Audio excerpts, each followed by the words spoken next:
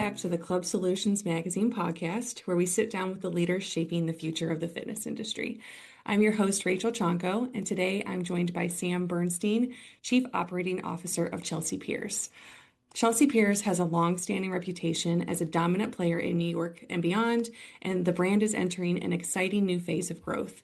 In this conversation, Sam shares how Chelsea Piers is planning new locations, adapting to evolving member expectations, and tailoring each club to the unique needs of the communities they serve. What makes this discussion especially valuable is Sam's candid look into how the team decides which amenities and programs to prioritize and how they think about intentional, sustainable growth as they scale. Let's get into it. Hi, Sam. Hey, how are you?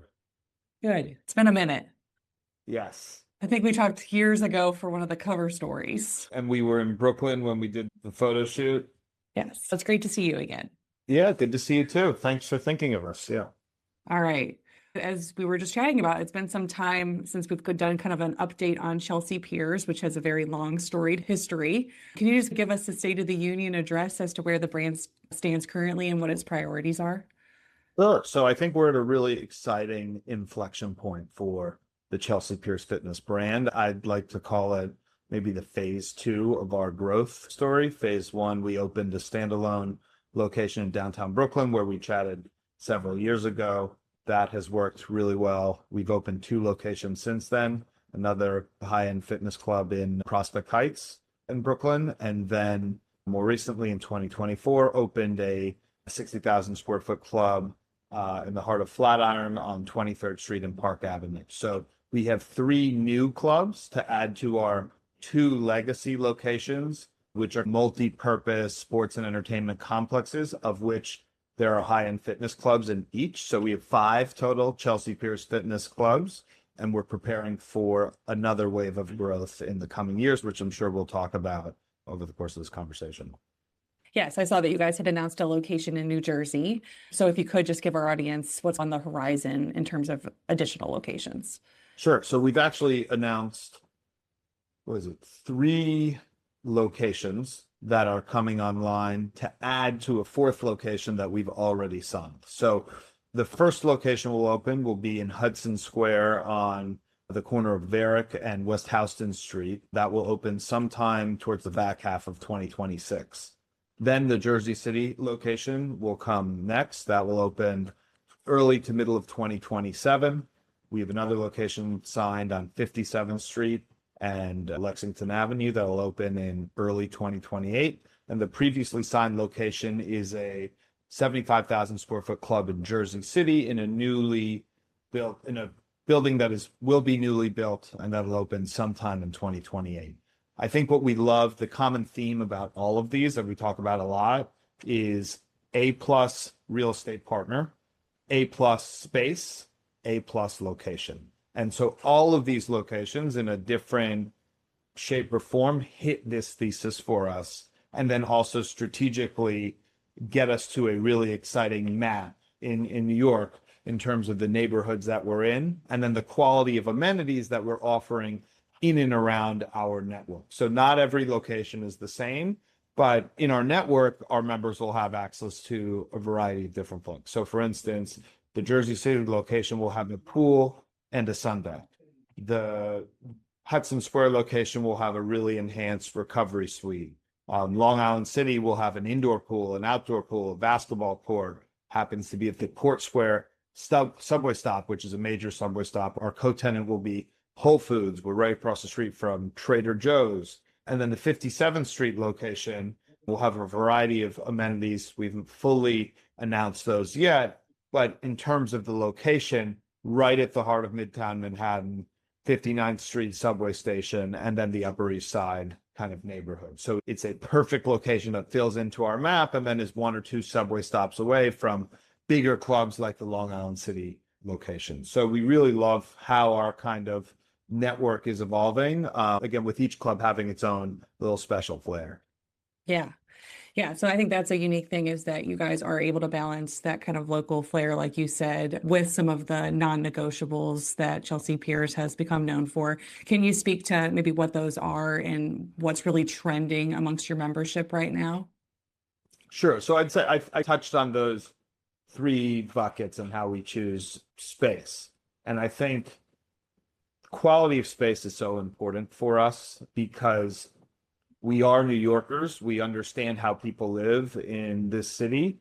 And the reality is everyone is making trade-offs to live in New York, right? One of those trade-offs are taking less space and having access to greater amenities and social experiences because you live in a vibrant city like New York. So we try to match those needs of our members in how we think about building the space.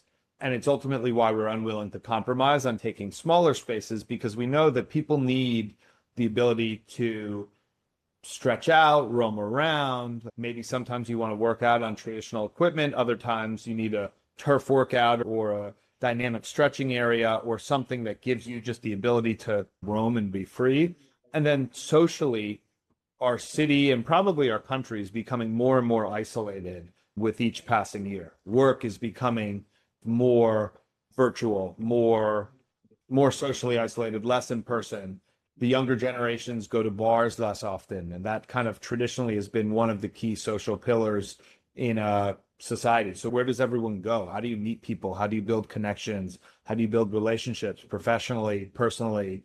And so we build out 5,000 plus square foot member workspaces that are very dynamic in nature. They allow members to plop down and use their laptop before, after a workout. Maybe some people just come to work out of our clubs and don't even work out on a certain day. And then we program them at nights and on weekends with really unique kind of social experiences. So we've committed a lot of time and effort to building a team that focuses on each particular club's needs, what that community wants, and then building programming to match those needs of that community. And the different types of member events may be unique in nature from one club to another. In Prospect Heights, we have a really thriving kind of book club that has done extremely well. In our Flatiron location, we've just discovered that we have a huge tech kind of startup entrepreneur culture, and we're working with them to create more events around that type of content. Our Chelsea Club historically has really been, it's the home of the largest triathlon training program in New York City and has more of that athlete DNA. And so we build programs to match that and so on and so forth. So being that specific in how we meet the needs of our community, I think is really important as we think about the next 25 years of needs of New Yorkers. And we like to talk about internally, many places are a place you go. Chelsea Piers Fitness is a place you want to stay. And I think that shapes a lot of what we do. Yeah, very fascinating. So not just serving the member from a purely physical fitness standpoint, but really trying to treat them as a holistic being where there's the social component, the wellness, the emotional, which is spot on to, I think, what we're seeing the most successful clubs do. I guess, how do you guys actually do that, though, as a leadership team? Because you have so many locations. What's like the process behind making sure that each individual club is serving the community in a very specific way? Sure. I think first, it always helps that our team is New York based. A lot of people have been here for 10, 20 years. We just understand the nuances of each neighborhood of the city, which is just as much of a local real estate understanding as kind of anything. We spend a lot of time partnering with local business districts. So started with the Downtown Brooklyn Alliance. We partner with the Hudson River Park Trust, who we have worked with for 25 plus years. And in fact, the Hudson River Park and really the Hudson River Park Trust all kind of got going because of Chelsea Piers. So Chelsea Piers was the first developer on the west side of Manhattan. Then the park and kind of all of the green space initiatives came to be after that. And so it's been a really nice, natural partnership. More recently, we've had really great conversations with the Hudson Square Business Improvement District, and so on and so forth. That has led to a variety of different things. We do over 200 free classes each year, and probably will do more so as we continue to grow in public spaces, in Brooklyn Bridge Park, Hudson River Park, and so on and so forth across the city and across our local neighborhoods.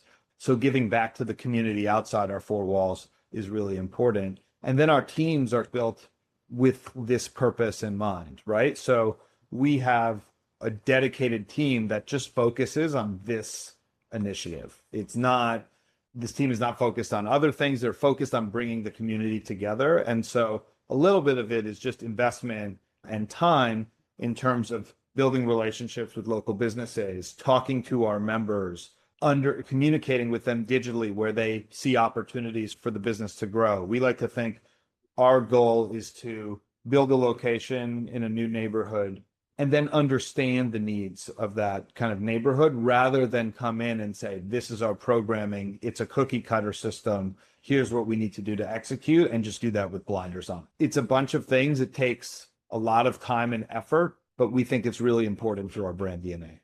Yeah. Yeah, I think it's worth calling out because not all organizations do invest in the partnership, relationship, member engagement aspect. So very interesting. As Chelsea Piers has expanded beyond the two kind of major multi-complex facilities and into different areas, what have been some of the biggest learning lessons for you guys over the last few years? There's so much. We're always like learning at every step of the way. And I think the most obvious thing is in terms of our club design, we're always making tweaks and changes and improvements based on the data that we collect with our membership base on a whole. And one of the tricky balances, as I was talking about earlier, is understanding what worked well in one location, but also recognizing that the needs of another location may be totally different. So how do you balance those needs? The Brooklyn demographic is very different in terms of the needs of our Flatiron group, which is a little more of a younger professional group on average than the Brooklyn cohort, who is a little more family oriented or probably staying in New York or at least in their neighborhood longer. And so I think just one, having that awareness is really important. And then the other thing is keeping our pulse on what is happening in the fitness world and the community-based business world around us, and striking the balance between adding new things that all of a sudden become really important versus chasing trends that may be here for 1 or 2 years and then all of a sudden fade away. So I think a good example of that is the recovery space has obviously become more and more prominent over the last several years. Our job is to balance what are things that are really impacting our members and going to drive a better experience versus what are things that are flashy and sales oriented and may get people in the door, but ultimately won't keep them engaged in our clubs. And I think the 30-year brand DNA really speaks to our value and investment in our members over a long period of time, not over a short period of time. So as you see fads and trends pop up in and around the fitness space, which they always do, what we love to stand by is the fact that we've been there yesterday, we're here today, and we're going to be there tomorrow. And part of that is making thoughtful long-term decisions while also resisting the temptation to maybe jump on a fad or a trend that grabs immediate attention, but isn't going to be relevant for our members in the next 60 days, year, 5 years.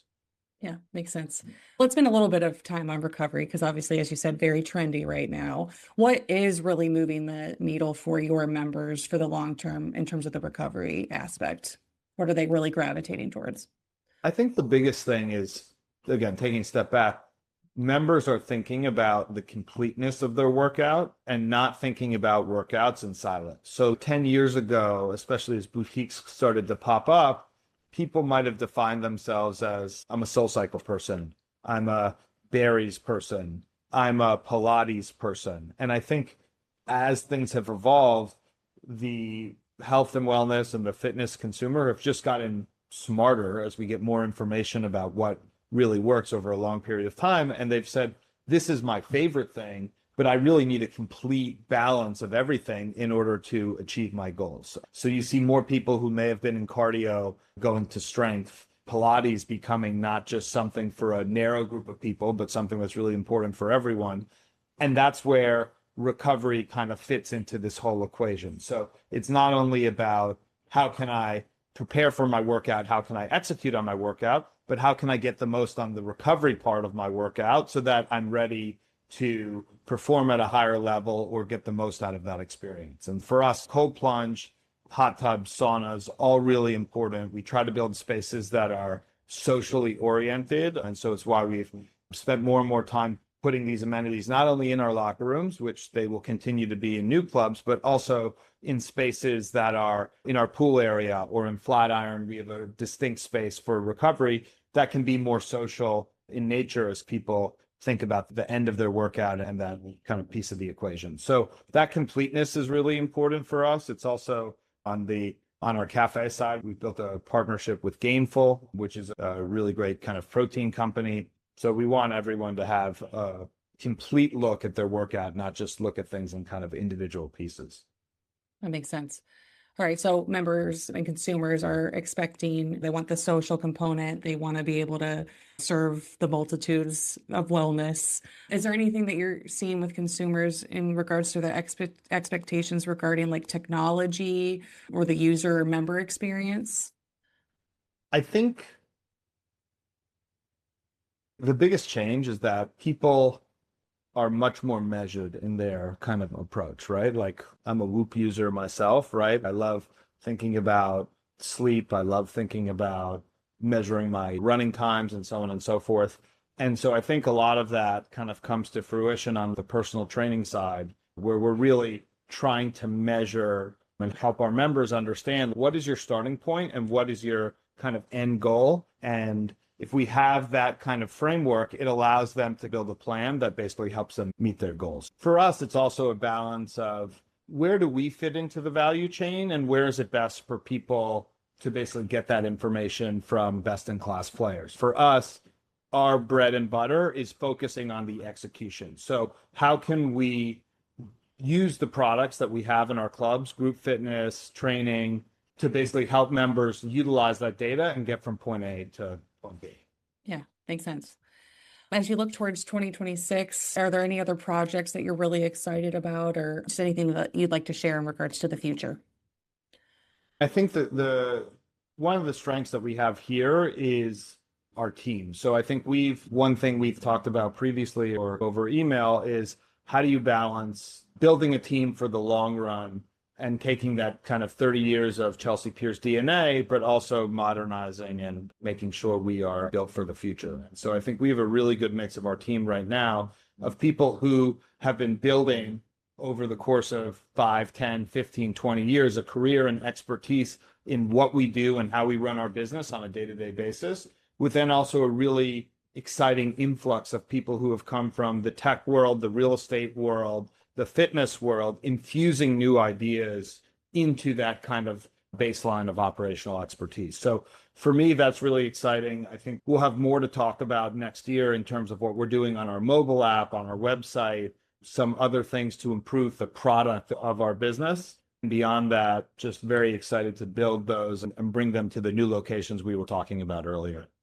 Yeah, awesome. If you could define Chelsea Piers' next chapter in one word, what would that be?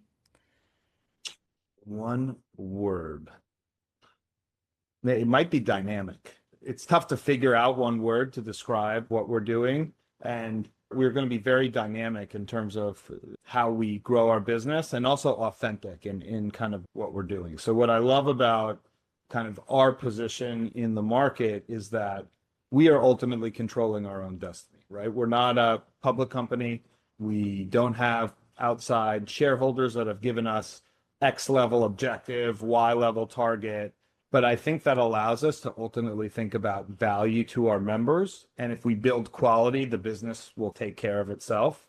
But having that control over our timeline and over our destiny allows us to be very authentic in what we're doing and continue to build that dynamic Chelsea Piers business that I think is unique in quality, stemming from our flagship location on the west side of Manhattan. Yeah. All right. I love it. And then I'll close with just a final piece of advice, maybe for other club operators that may be listening. I think the biggest thing is focusing on value is really important. We've tried to avoid getting sucked into thinking about our business needs versus the member needs. And if we're constantly thinking about the member needs, the business needs will take care of itself. So when we sell our memberships, we're not often trying to think about wheeling and dealing. And I think our pricing is very fair in terms of the value that our members get relative to our own product and also the market. And because we have I think, really clear value prop to our members, everything else takes care of itself. The most important thing our kind of membership team talks about is like a prospect comes in and they have a why. Why are you here? You're here to accomplish something. How can we help you accomplish that something? And if we do a really good job helping our members, our prospects accomplish what they've come in to take care of, physically, socially, mentally, then people will stay with us longer and they'll continue to invest their time and money into an experience at Chelsea Piers Fitness. If we focus on kind of the other thing or the inverse of that, I think your authenticity falls off a cliff and all of a sudden you lose sight of kind of really the mission and the goals of what we're trying to accomplish as a company. Yeah. Yeah, I'm reading Donald Miller's Story Brand right now, and it talks a lot about making sure that your customer is the hero of the story and the product that you're trying to sell and not yourself. And that if you do that, you're going to have success. Definitely. Yeah, wonderful. All right, is there anything I didn't ask that you want to talk about? I think that's it. We're really excited for the next several years. We think we have a great brand that is really rooted in New York's DNA. We now have a great growth plan to basically expand on the value that we already offer to our members, and should be an exciting next few years with hopefully a few more things to announce soon after. It's an exciting time here. Yeah, keep me in the loop. Will do. Thanks so much. Thanks again for thinking of us. Yes, and thanks for making time. Happy holidays. Thanks. Thank you. See you later. All right.